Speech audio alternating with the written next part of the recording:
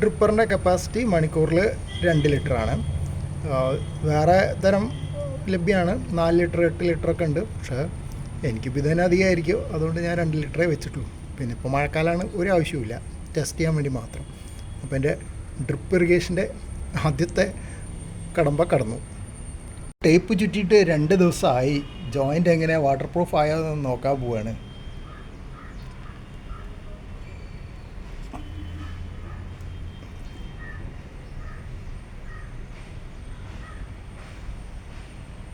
പ്രത്യക്ഷത്തിൽ ലീക്ക് കാണുന്നില്ല. ഇനി അങ്ങേ തലക്കിൽ പോയിട്ട് അവിടെ വെള്ളം എങ്ങനെ വരുന്നുണ്ട് നോക്കട്ടെ.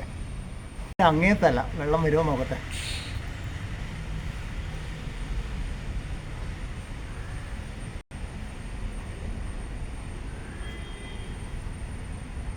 ഹൈറ്റ് കൂടുതലാണെന്ന് തോന്നുന്നുണ്ട്. ആയിരുന്നില്ല പ്രശ്നം, 15 മീറ്റർ നീളമുള്ള പൈപ്പാണല്ലോ. ആ തലത്തിൽ നിന്ന് ഈ തല വരെ വെള്ളം ഒഴുകി വരാനുള്ള സമയമായിരുന്നു പ്രശ്നം. ഇപ്പോൾ നല്ല ഉഷാറായിട്ട് വരുന്നുണ്ട്. മറ്റേ തല അടച്ചു, ഒന്നുകൂടെ ലീക്ക് ഉണ്ടോ എന്ന് നോക്കുകയാണ്.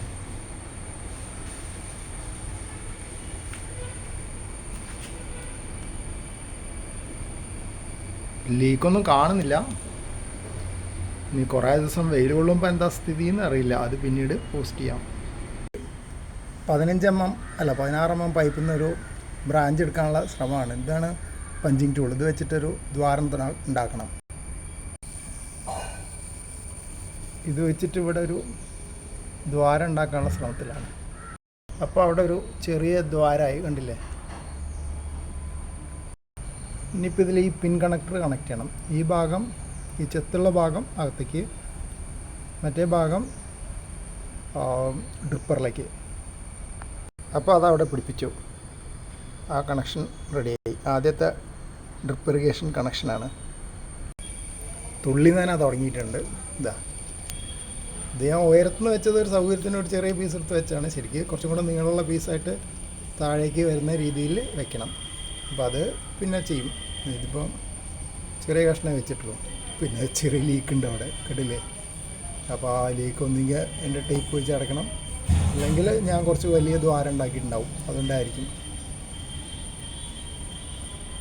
പിൻ കണക്ടർ ജോയിൻ ചെയ്ത സ്ഥലത്ത് കുറച്ച് ലീക്ക് ഉണ്ടല്ലോ.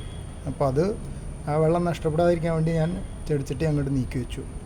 വലിയ ചെടിച്ചട്ടി ആയതുകൊണ്ട് എളുപ്പമുണ്ട്.